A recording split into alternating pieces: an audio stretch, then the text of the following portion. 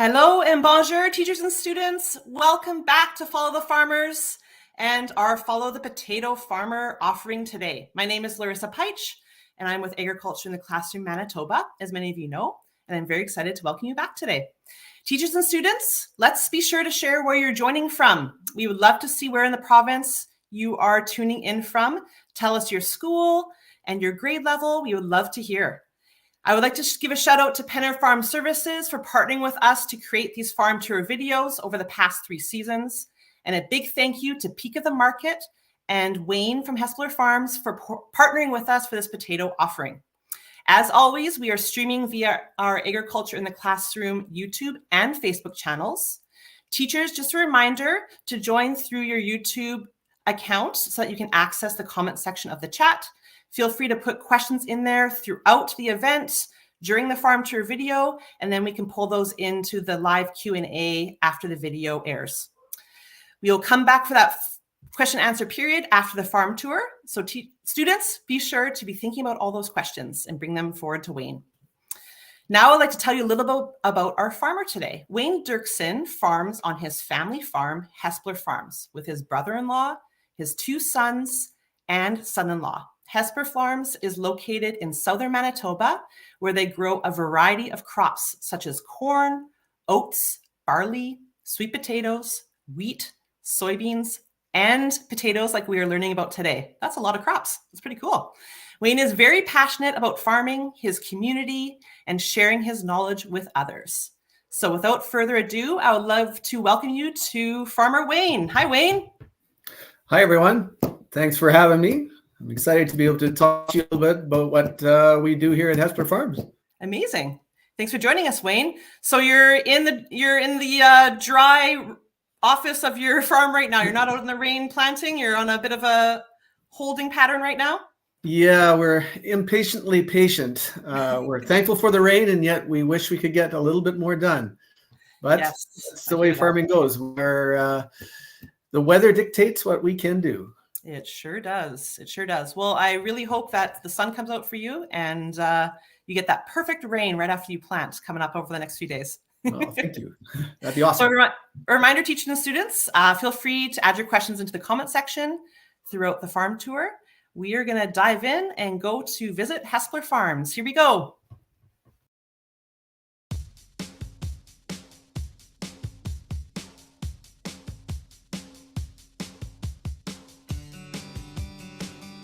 Welcome to Hespler Farms.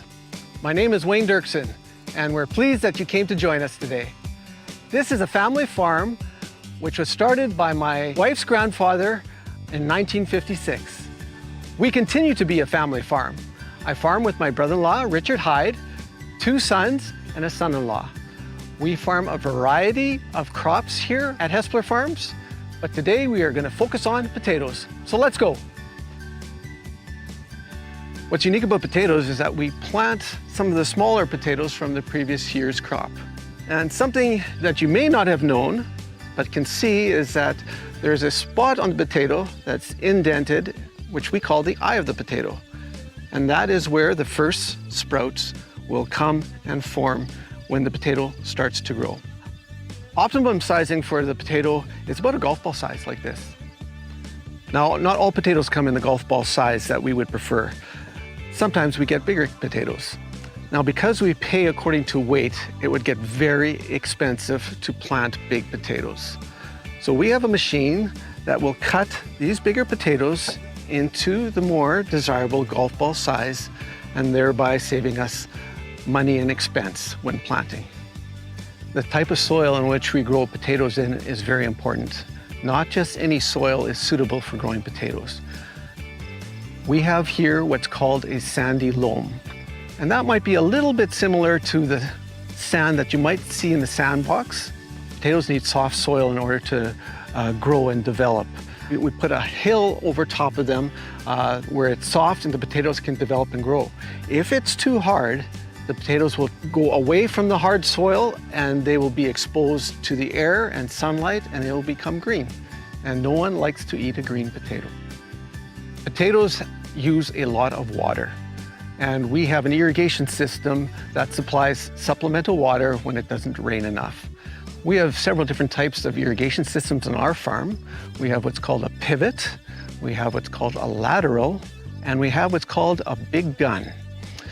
The pivot and lateral are systems that move across the field, and with our smartphones, we can adjust our irrigation systems to apply as much or as little water as needed. Potatoes also use quite a bit of nitrogen, and nitrogen gets applied when we plant the seed, and as well as when we are irrigating, we have a pump that will inject nitrogen into the water as we are irrigating the field to make sure that they have enough nutrients. Nitrogen is very important for the foliage. The foliage consists of the leaves and the stems. It helps plants grow big and strong, and it helps with photosynthesis and chlorophyll production. After we plant our potatoes and the potato sprouts begins to make its way out of the soil, the stem begins to develop. At the same time, the root system develops. We are here in our field, and these potatoes have been planted at the end of May, and they have emerged for about 8 weeks. The potato plant can grow up to be about 1 meter tall. As you can see here in the field, we do have some flowers. Now in a potato plant, the flowers are not responsible for our next year's seed, but they are an indicator of what's happening underground. And we know because it's flowering that we are getting tubers beginning to grow. A little hook begins to develop, and that hook begins to swell. And slowly but surely, it begins to bulk up and become a potato. From this to this, and in fall, we will have some that are about like this. Each variety will develop a different number of potatoes. One of the types of potatoes that we grow on our farm, the red potatoes, which you might get from the grocery store, will develop anywhere from 6 to 12 potatoes under each plant. There are many pests and diseases that do affect the potatoes. On our farm, we try to do many things to help protect our potatoes. Crop rotation is very important to our farm. You cannot just grow potato year after year after year. Otherwise, you have more problems with disease and pests. So crop rotation means year after year, we plant a different crop.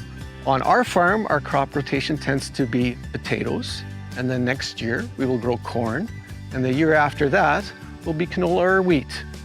And then after that, we will go back into potatoes again. Here in our field right now, we have some Colorado potato beetle larvae, and they like to eat the plant. We call it defoliation because they eat all of the plant and they can kill it. Late blight is an old disease that has been around for a very long time. The Irish potato famine actually occurred because this disease destroyed the crop. We have to spray every 7 to 10 days a fungicide so that we do not get the late blight disease in our fields. On our farm, we try to do many things to help protect our soils. We plant shelter belts. Every year we have been planting 2 or 3 miles worth of shelter belts. And this is to help for erosion control. We sometimes get wind that will move the sandy soil because, as you can see, it's quite light. And this will protect our fields and our crops from the soil from whipping around and damaging the crop. Another thing we do on our farm to protect our soils is we plant cover crops. Now this might look like a weedy mess, and there are some weeds in here, but it's actually a 15 species crop that we use to help develop the soil and to protect from erosion and also to build up the soil organic matter. In the fall, we will till this cover crop and incorporate it into the soil so that it protects the soil throughout the winter, and we have more nutrients and organic matter for next year. To continue to improve the soil on our farm, we are attempting to do something new, which is called regenerative agriculture. We're using cattle in our rotation cropping system. Now the cattle will come and they will graze on the cover crop in a certain paddock, and they will rotate around the field, paddock by paddock, until they come right back to the original starting point. By then the cover crop will have grown and they will begin to eat through the system again. What we really like about this system is the manure, the poop, which gives us a lot of fertility and organic matter for next year's crop. At harvest time, we have to do some special things to get the potato ready to harvest.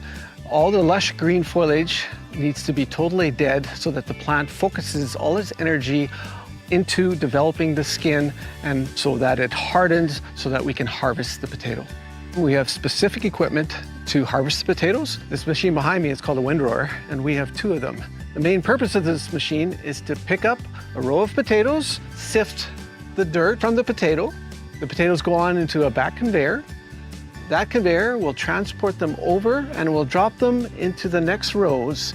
The harvester will come and pick up the potatoes, and it'll separate the dirt from the potatoes first. The potatoes continue on through the machine, and it'll separate the vine from the potatoes. The vines continue through the machine and dump back onto the ground.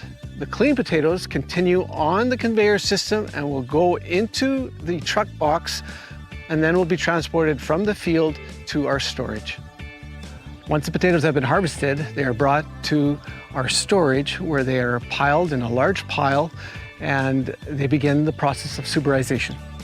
Suberization is the process when the potato begins to heal itself from the cuts and bruises that may have occurred during the harvest. We help the potato suberize by controlling the amount of moisture and airflow through the potatoes. We have special storages which have computer systems that control airflow through the pile of potatoes. It is important for the potatoes to get air because potatoes breathe. They breathe oxygen and give off carbon dioxide. And during suberization, they do a lot of breathing to help heal their skin. We also control the amount of moisture in the potato pile. They need higher humidity, higher moisture in the air in order to heal faster. We suberize the potatoes at about 10 to 12 degrees Celsius for about 4 weeks. This will help the skin to mature and heal. Once the potatoes have suberized and healed, we lower the storage temperature on the potatoes. Different potatoes require different storage temperatures. French fried potatoes store at about 7 or 8 degrees. Table potatoes that you might find in the grocery store will store at a lower temperature of 3 or 4 degrees. We sell all of our table potatoes to Peak of the Market, which gets sold in your grocery stores. Our processing potatoes or our French fry potatoes get sold to Simplot or to McCain. Any of our damaged potatoes we send to cattle farmers for cattle feed, and also to some processing plants which use it to make potato salad and some other products that you might find in the store. We have a whole host of jobs that help support our farm. We have in-house accounting, we have truck drivers, we have mechanics. We have an agronomist that works on our farm who is responsible for going through our potatoes several times a week to look for different diseases and pests, and will come up with a prescription on how to treat the field. Potatoes provide us with a lot of nutrition. There are carbohydrates for energy. There is also dietary fiber, which is very good for your digestive system. They also have a lot of vitamins. They have vitamin B, which is good for energy. They have vitamin C, which is good for wound healing, and potassium for blood pressure and muscle contractions.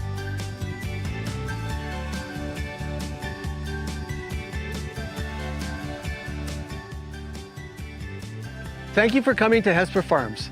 I hope you have learned something new today, and maybe tonight for supper you'll be eating one of my potatoes.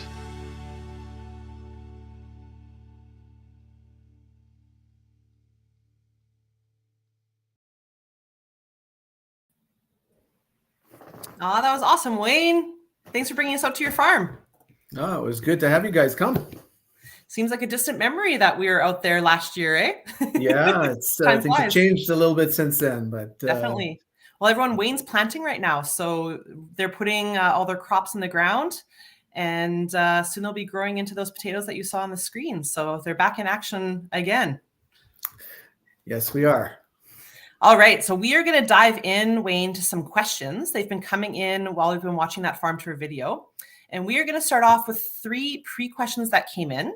And we're going to start with Lily. She's a grade 4 student who is homeschooled. And she is wondering, do you buy the potatoes that you plant? Yes, we do. We buy it from what we call a certified seed grower. So it comes from a different farm. And a certified seed grower, they go through a special process where someone checks on how they look after the plants. They test the plants to see if they have diseases and stuff like that. Mm-hmm. And they walk the field during the summertime to make sure they don't have disease. And then if everything checks out okay, they say that it is certified and is good to use for farmers the next year. And that way we're always ensured that we have good seed when we plant and it doesn't have diseases in it. Yeah, amazing. Awesome. And that process that checking process kind of continues throughout the whole pipeline, right? Like the seeds are checked before they go in the ground. You check the potatoes before they go to the grocery store for us to buy. Yes. Yeah, there's a lot of quality checks throughout the whole process to make sure that whatever ends up on a person's plate at their table is as good as it can be. Awesome. Thanks, Wayne. All right, we have another one here. And this one is from Quinn, a grade 5 student. And Quinn is wondering, what is your favorite type of potato to grow? Okay, well, this one's not very hard for me. I like French fries. And I actually got one of these potatoes along here for us. And this is called a Umatilla russet. And this is what we grow. And we grow this for McCain's and Simplot. And McCain's and Simplot, their customers would be people like McDonald's, Burger King, Wendy's, Chick-fil-A, and so forth. Wow. And they use a certain potato because it has more starch and less water. Potatoes have different amounts of starch and water. And this potato in particular makes a much better fry. Interesting. So less starch and less water makes the French fries be nice and crispy rather than kind of soggy, right? Yes. Okay. If you've ever tried to, I've got a red potato here as well. Mm-hmm. If you ever try to fry a red potato, you'll notice that they are very limp and soggy. And that's because they have a little bit more water than starch. Now, if New York fries, they tend to be maybe a potato like this. And however, the Umatilla russet, it actually has a little bit more starch than water. And when you fry it, it does not soak up as much of the oil when frying. And you get a crisper, whiter fry, which I prefer. And I like with a little bit of ketchup. Ooh, delicious. So do I. So Wayne, just out of my own curiosity, my kids love mashed potatoes. Is there a certain type of potato that is better for something like mashed potatoes? Oh, there are so many different ways of making mashed potatoes. My mom would prefer this type of potato. It's drier, so she can add more butter and cream. So she gets a very tasty, maybe not quite as healthy mashed potato. If you use a red potato, they tend to be a little wetter. You don't have to add as much milk, cream, or butter, and you still get a very soft and fluffy mashed potato. So it might be a little bit healthier for you if you would make it out of this, but tastes better probably from the russet. Interesting. I've never really thought about that when I make mashed potatoes, so next time I'm going to try the russet and see how it goes. See if it works. I'll let you know. Awesome. Thanks, Wayne. Okay, we have one more pre-question here, so let's pull that one in. Miss Clausen's class is wondering, how long can potatoes be in a storage pile for? Yeah. Well, it can be stored for actually quite a while. Basically, 1 year. Oh, wow. Other crops like corn, wheat, and some of those you can store for several years if you do it correctly. Potatoes, you cannot. It basically has a 1 year timeline. And even each particular potato reacts differently. I have some yellow varieties, like this one over here. This one would not store very long, not as long as the Umatilla russet. So even each particular potato doesn't store as long, but these russet type potatoes, we have actually stored for 1 full year before they have gone to the processor. Amazing. Now, I always find it amazing. Kids, I was in one of Wayne's storage buildings, and they piled potatoes. You saw in the video there, so high. Wayne, I was curious, how do the potatoes at the bottom not get squished when they're piled so high and there's so much weight on top of all of them? Yeah, that's a very good question. And actually, they sometimes do get squished. I'm surprised you even mentioned that. And I don't know. I brought one here of our seed potatoes that has been stored for a while. Yeah. And I don't know if you can even see it. It's a little bit depressed right in here. It's maybe a little bit hard to see. But if I had a peeler and I peeled that off, it would be a little bit black and blue underneath here. Sometimes the potatoes if they're a little bit dehydrated, let's say we didn't store them correctly. And by dehydrated, I mean not enough moisture in the storage. These potatoes would be a little dehydrated and they would press in. And so this one in particular had been at the bottom of the pile and it had squished them a little bit. So we do have to be careful and watch out for that. And we do that in the fall time by making sure that we add plenty of water to the air and make sure that the temperature is correct.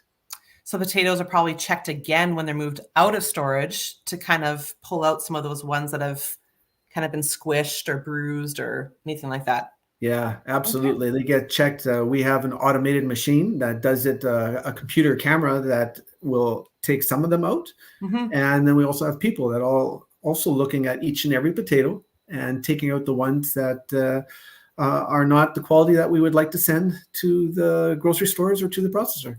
Very cool. Thanks, Wayne. All right. So that's our pre-questions. Now we're going to dive into the live questions. So we have a question here from Sunny, a grade 3 student from École Dieppe.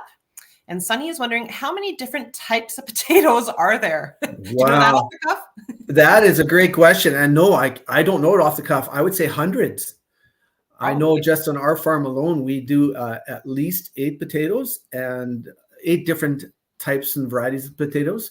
But I know worldwide there is an assortment of all sorts of different potatoes. So there are many. And I'm sure different parts of the world, based on their climate, if it's very hot, if it's cool, then they might be able to grow a different type of potato than we could here in Manitoba, right? Yes. Even just within Canada and North America, we grow very different types of potatoes in Manitoba sometimes than what would be grown in Idaho in the US or in BC or even in Quebec. There's different varieties that work better for our area and our climate. Yeah, for sure. Good question, Sunny. That's awesome. Excellent. So we have another one here, Wayne, from Madison Venter's class, and they're wondering what different kinds of potatoes do you grow? So you said you have 8 different kinds. So what are those? Well, we got this one here. It's called a Sangre. It's a long storing red variety that probably is in the grocery stores right now because it stores very well. We have here what's called a Musica. It's a yellow potato. We really like these for roasting, but they're what we call a mid-season potato. We sold out these probably in April, May. Okay. They do not store particularly long. I've got some other potatoes, some seed potatoes actually of some other varieties. This is the Christina, and if you can tell, they're a little bit of a longer oval-shaped potato. Also a very long storing potato, so you might see them in stores now. I mentioned already our Umatilla russet for French fries. Yeah. We have baby potatoes called the Anouk that we grow. I love those in the summertime. Those are good.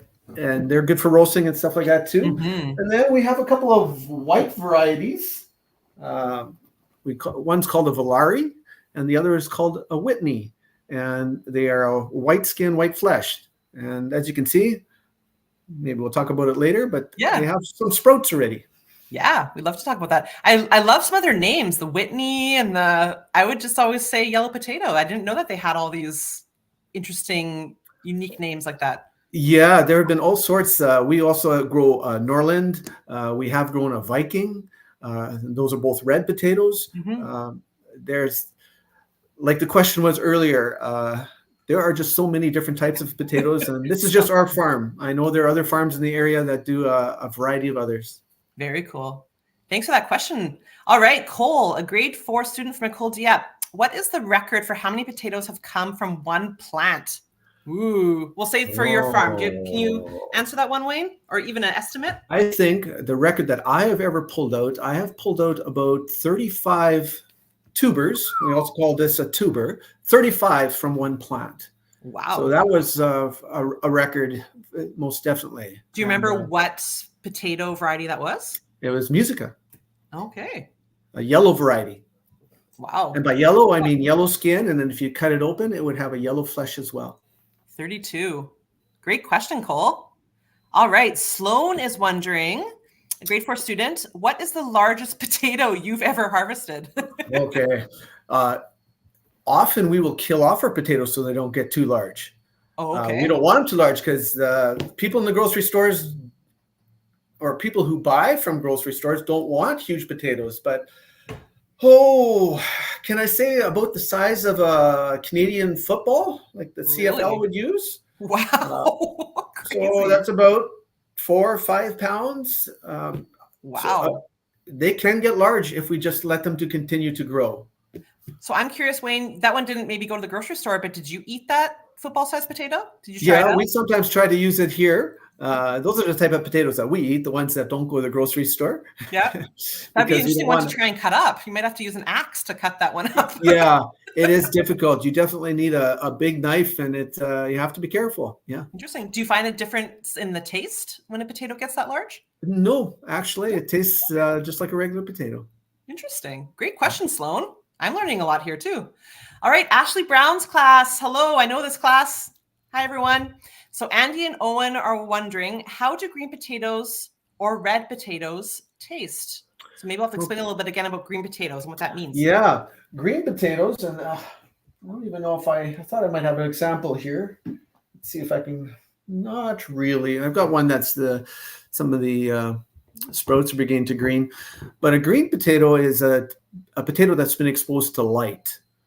And actually, a green potato is not good for you. If you would eat too much of a green potato, you could actually get sick from that.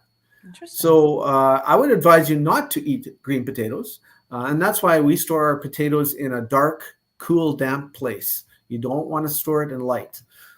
So it would actually taste a little bit bitter. Mm-hmm. Whereas a red potato, and it depends what type of red potato, all the potatoes can taste a little bit different. The sangria tends to be a little bit sweeter potato, and compared to, let's say, the Christina. I guess if you were able to have a bunch of potatoes side by side and prepare them, you could tell.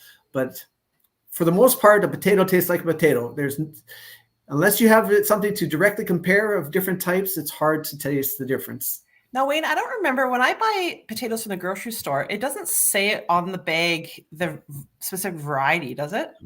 Not always, because different potatoes are available at different times of the year. For example, the Norland only can't store it very long, and so then they go to the next variety throughout the whole year so that they can have a year-round supply. Okay. They don't always put the name of the potato on the bag.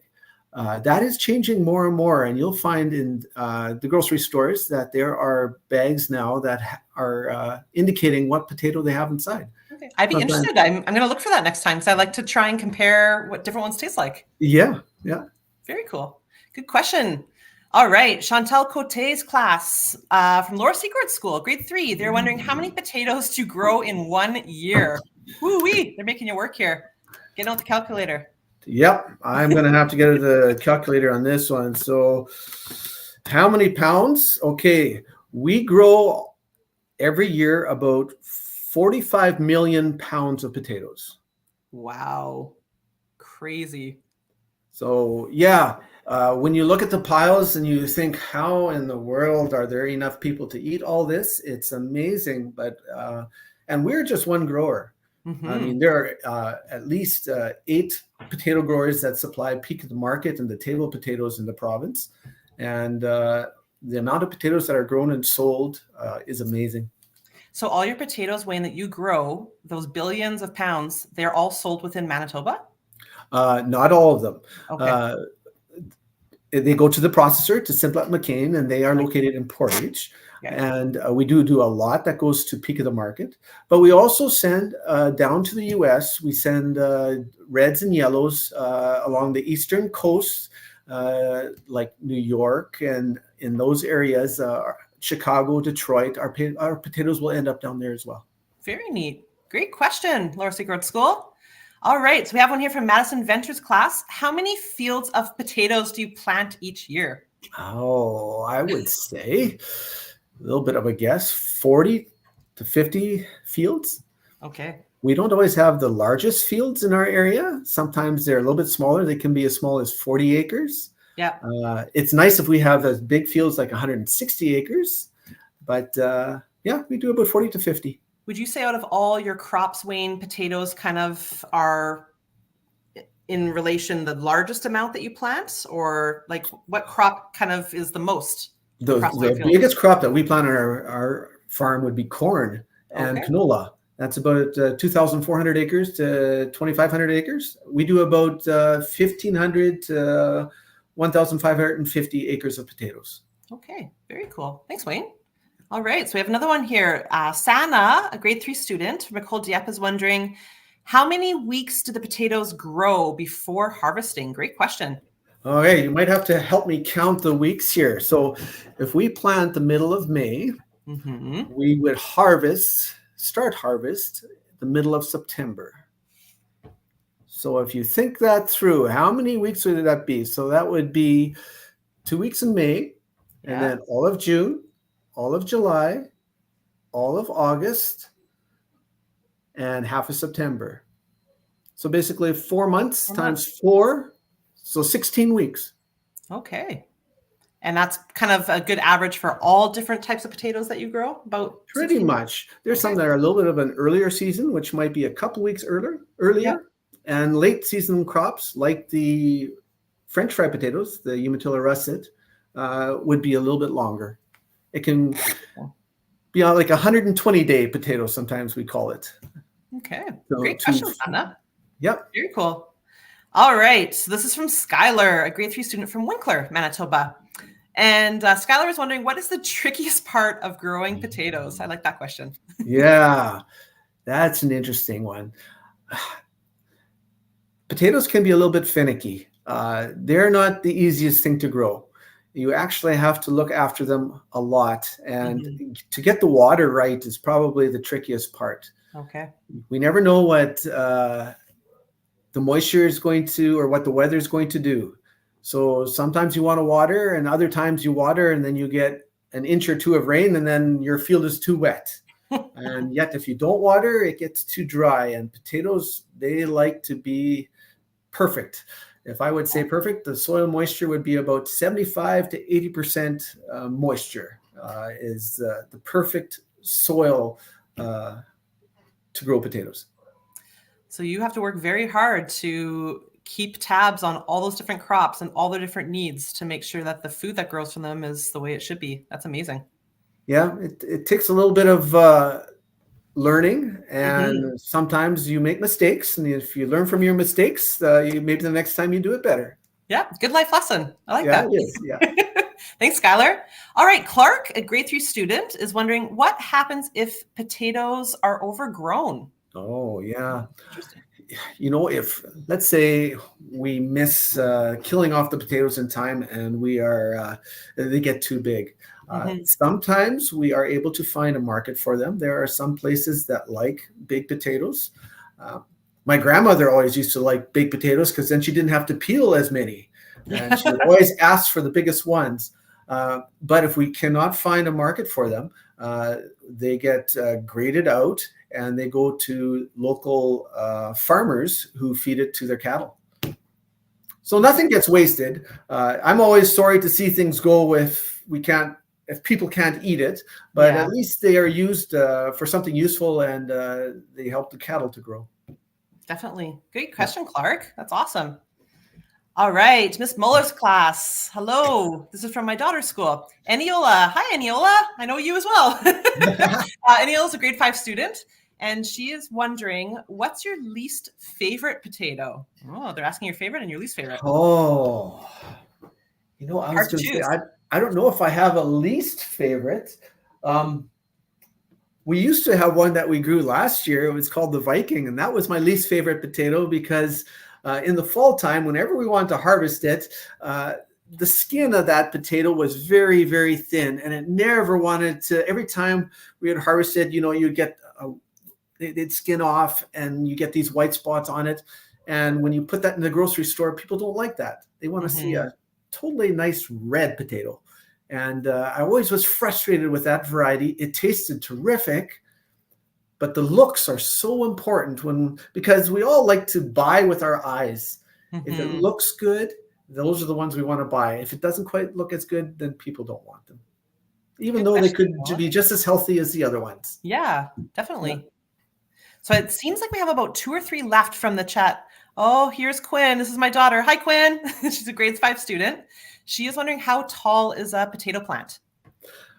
Different varieties can go to different heights. Some can be as short as 2, maybe 3 feet. We have had some potatoes. Now, they don't grow upright. They will begin to lie down almost, and then they grow horizontally. But we have some that have grown up to 3-4 meters long. Oh, wow. So usually that occurs when there's too much nitrogen, and then the potato will focus on just growing the tops, and it doesn't want to grow the tubers as much. Okay. So that's usually a sign, if they get too big, that we have not looked after the fertility properly. Interesting.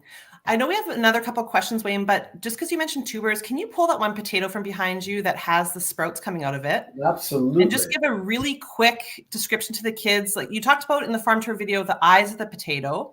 Can you just tell them what's happening with this potato here real quick? Okay. If you can see here, these indentations here, those are the eye of the potato. Mm-hmm. And this is what happens in the springtime and in the field, is that those eyes begin to grow. We have one eye over here that's just starting to peep. Oh, yeah. And that's perfect. I have a potato here. This is the umatilla that's just beginning to peep, and you can just see those little white dots coming. This is the perfect time to cut the potatoes. This potato is actually, it's sprouted a little bit too much, but you can definitely tell the potato is awake and alive and wanting to grow. But this is the eyes, and this is what the initial sprouts look like. And it's a little bit tough to see maybe, but right close up underneath it, those are the roots that are beginning to develop. Interesting. So all those roots are where the tubers grow and all the potatoes grow and form, right? Yep. And then this top portion, that is what's going to poke out of the soil and become the foliage, the stem and the leaves of the plant. So students could probably try growing some potatoes on their own. If they wanted, they could find one that just has those beginning sprouts from the eyes, cut them and plant them in soil and see what happens, right? Yeah. And then I brought some of the potatoes that we are actually cutting right now to show you a little bit about the size and what they look like. We cannot plant those big potatoes. It's difficult to get through our equipment and very expensive, like I mentioned in the video. Mm-hmm. But so we cut them up into chunks like this. And then these little eyes begin to sprout. Are just beginning to, we call it peeping and sprout. Very neat. This is what gets planted, and this is what will produce a lot of potatoes in about 16 weeks. Awesome. Thanks, Wayne. All right, so let's go back to the chat real quick because we have, I think, 1 or 2 more questions to pull in here. All right, so Eloise, a grade 3 student from Winkler, is wondering, where do the potato names come from? Yeah. It's a good question. Absolutely. Sometimes they come from the potato breeder or the person who developed the potato. They usually end up naming some of their potatoes, and it could be their last name. Sometimes it has to do with the color of the potato. Mm-hmm. For example, ruby red or prairie gold, or something like that. But excellent question. I don't know always how they come up with the names. Yeah. But I know often it can be just with the color or who developed it. For sure. Very cool. Great question. All right. I don't know if this is our last one or not, but we will take this one from Miss Brown's class. This is from Winston. He's a grade 5 student. What is the smallest potato variety you have ever grown? These little guys, it's called a nook. And they're creamer potatoes, and they are tiny. But this is, if you like to eat baby potatoes, and especially to bake or roast them, they are absolutely excellent. But these little guys, and they're a little bit tough to grow because to separate these little guys from the soil is probably the biggest challenge. Yeah, I bet. Because the soil all wants to come with the potatoes. But they're a beautiful little potato and taste good. Yeah, they look really nice too. Nice smooth skin and very cool. Yeah. Awesome. Thanks, Miss Brown's class. So I think that was our last question there, Wayne. So teachers, I just want to have a few little housekeeping things with you, just so that you know where to access some of the resources for this event.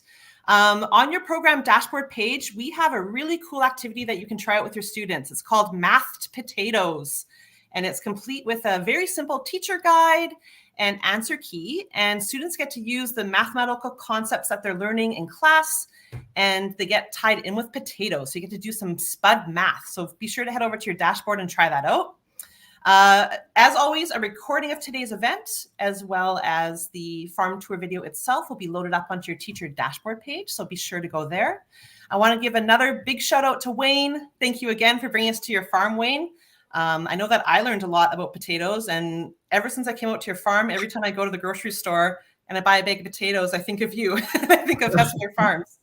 Well, thanks for having me, and good luck to all of the students, and try growing a couple in your gardens. It's a neat experience, and they taste really good when they're fresh. Definitely. Thank you so much, Wayne. So teachers as well, if you are not part of our teacher e-news, I would recommend that you sign up. You can go to our website at www.aitc.nb.ca. And this is just a great way to hear about all the programs we're offering, really cool resources that you can use of ours in your classroom. So be sure to go check that out. This was our last event of season 3 of Follow the Farmers. And we hope that you've enjoyed coming behind the barn door with us to learn about turkeys, soybeans, and potatoes today. I'm happy to announce that we're coming back for season 4 next year.